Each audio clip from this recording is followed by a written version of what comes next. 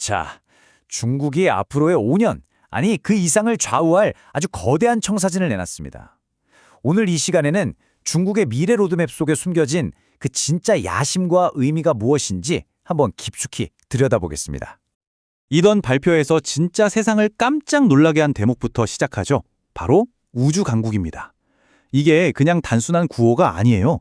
이 한 단어에 중국의 미래가 걸려 있다고 해도 과언이 아닐 정도입니다.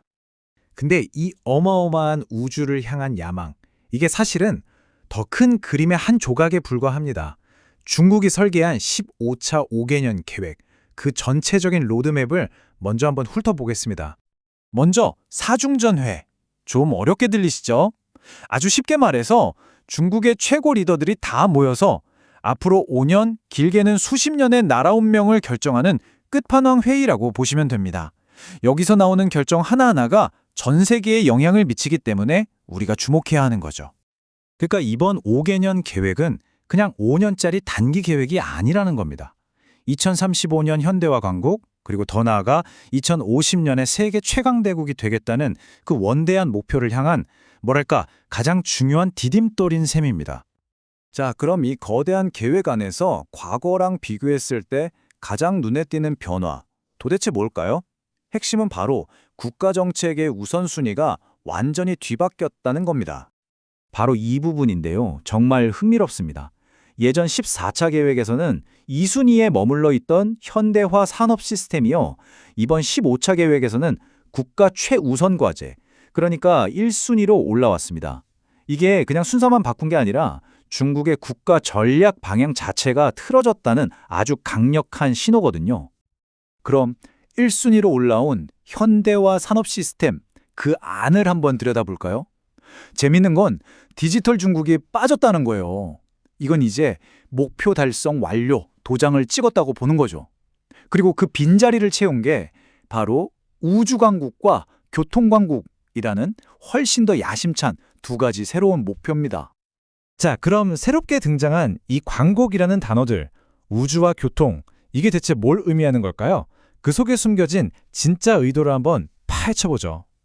교통강국이라고 해서 그냥 뭐 도로 더 깔고 철도 더 놓는 그런 얘기가 아닙니다. 모든 교통 인프라에 인공지능 AI를 심어서 스마트 교통망을 구축하고 더 나아가서 이 기술 표준과 시스템 자체를 전 세계에 수출하겠다는 정말 스케일이 다른 구상입니다. 우주 강국이라는 목표도 그냥 뜬구름 잡는 소리가 아니라는 걸 최근 성과들이 아주 똑똑히 증명하고 있죠. 인류 최초로 달 뒷면에 흙을 가져오는 데 성공했잖아요. 6개월마다 유인 우주선을 쏘아 올리고 있고요. 이게 결코 허황된 꿈이 아니라는 강력한 증거들입니다. 이 우주니, 교통이니 하는 야심찬 목표들, 이 모든 걸 관통하는 딱 하나의 핵심 키워드가 있습니다. 그건 바로 서방세계, 특히 미국으로부터의 완벽한 기술 자립입니다. 이 타임라인을 보면 참 역설적입니다. 미국의 강력한 제재가 오히려 중국의 반도체 독립을 더 빠르게 만든, 뭐랄까, 자극제가 된 셈이죠. 압박이 시작되고 불과 5년 만에 화웨이가 독자 개발한 7나노 칩으로 세상을 발칵 뒤집어 놨잖아요. 그 결과는 시장에서 아주 극명하게 나타났습니다. 불과 몇 년 전까지만 해도 중국 AI 칩 시장의 95%를 꽉 잡고 있던 엔비디아의 점유율이 이제는 사실상 제로, 0%로 사라져버렸습니다. 믿기 힘든 시장의 재편이죠. 엔비디아가 떠난 그 거대한 빈자리는 이제 중국의 토종 기업들이 무섭게 치고 들어오고 있습니다. 시장의 절대 강자인 화웨이를 필두로 해서 캠브리콘, 하이곤 같은 기업들이 이제는 자기들만의 독자적인 AI 칩 생태계를 만들면서 새로운 판을 짜고 있는 겁니다.